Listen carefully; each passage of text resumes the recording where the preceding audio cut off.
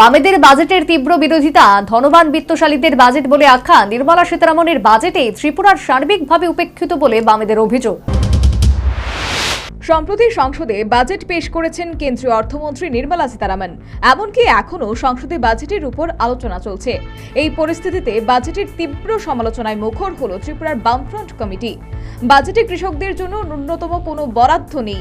পুরনো প্রচলিত প্রকল্পগুলো একযোগে নতুনভাবে চালু করতে প্রধানমন্ত্রীর ধনধান্য কৃষি যোজনা নামে একটি প্রকল্প চালুর প্রস্তাবিত বাজেটের তীব্র সমালোচনা করেন ত্রিপুরা বামফ্রন্ট কমিটির চেয়ারম্যান নারায়ণ কর। প্রস্তাবটা খুলে দেখেন, প্রধানমন্ত্রী ধনধান্য কৃষি যোজনা কি করেছে, তার মধ্যে কি বলা আছে? কোনো টাকা ধরা নেই। কি বলা হয়েছে? বর্তমানে যেই প্রকল্পগুলো আমাদের দেশের কৃষি ক্ষেত্রে চালু আছে, সেই প্রকল্পগুলোকে একযোগে নিয়ে একটা প্রকল্পের নাম দিয়েছে প্রধানমন্ত্রী ধনধান্য কৃষি যোজনা। শুধু তাই নয়, গ্রুপ ডি, গ্রুপ সি পদে বহিরাজ্যের ছেলেমেয়েরা চাকুরি পেয়েছে বলেও অভিযোগ তুললেন নারায়ণ কর।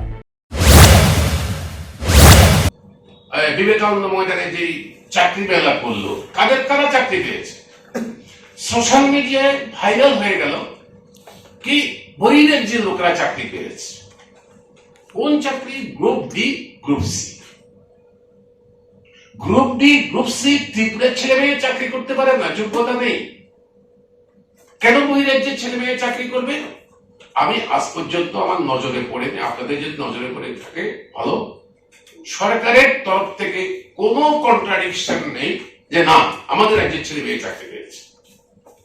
অসুবিধা কি? তালিকাটা দিয়ে দিতে হয়, তাদের ঠিকানাটা দিয়ে দিলে হয়। তারা কোন ভাগ্যবান ব্যক্তিরা যারা চাকরি পেয়েছে তারা চাকরি পাক, আমাদের কোনো আপত্তি নেই, চাকরি পাক। কিন্তু কথা, এই বাজেটের ফলে দেশের খাদ্য নিরাপত্তা দারুণভাবে বিঘ্নিত হবে বলেও জানিয়েছেন তিনি।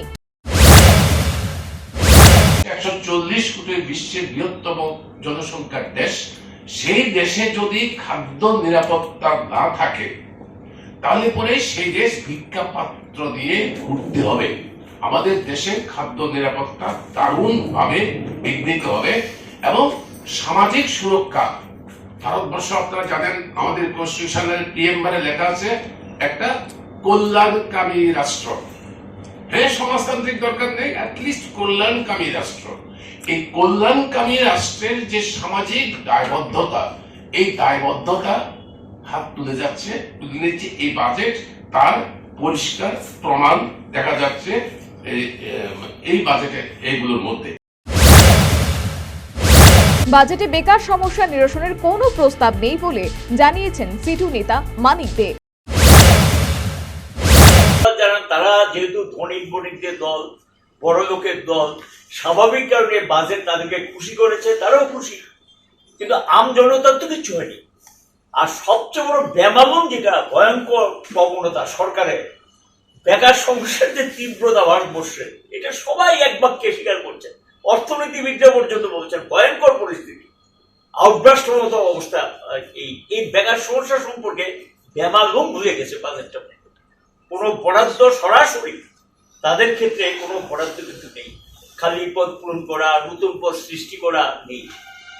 আমরা শুনছিলেন যে পিএসইউগুলো, বাজেটের সবচেয়ে ঘাটতি পূরণের জায়গা ছিল পিএসইউগুলো, পাবলিক সেক্টর আন্ডারটেকিং।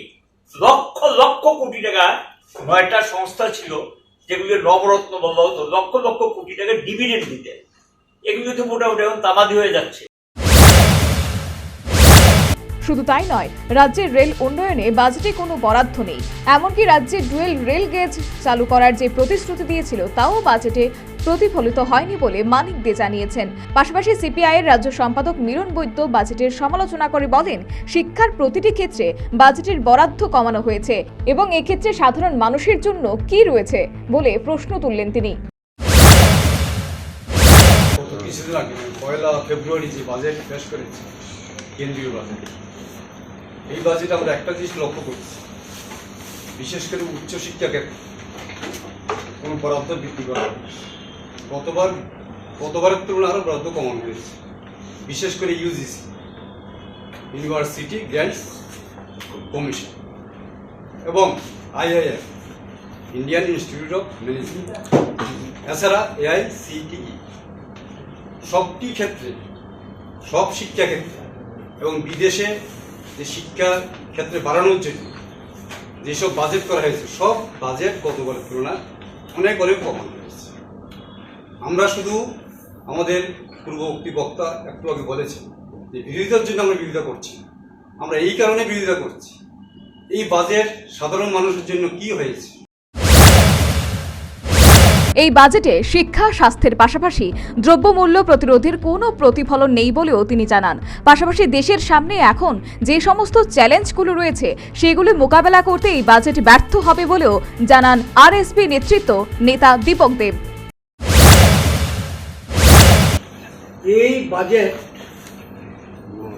দেশের সামনে যে এখন জ্বলন্ত যে কতগুলো চ্যালেঞ্জ আছে, সেই চ্যালেঞ্জ বিশেষ করে তীব্র বেকারত্ব, দ্রব্যমূল্য বৃদ্ধির যে প্রাবল্য, সীমাহীন দারিদ্রতা, অপুষ্টিজনিত রোগে শিশু, মায়েদের, বোনেদের যে ভোগার যে ব্যাপারটা রয়েছে, এই সমস্ত জ্বলন্ত যে চ্যালেঞ্জগুলো, এই চ্যালেঞ্জ মোকাবিলা করতে এই বাজেট ব্যর্থ হবে এবং এই বাজেট সারা দেশের আমজনতার সর্বনাশ সাধিত করবে।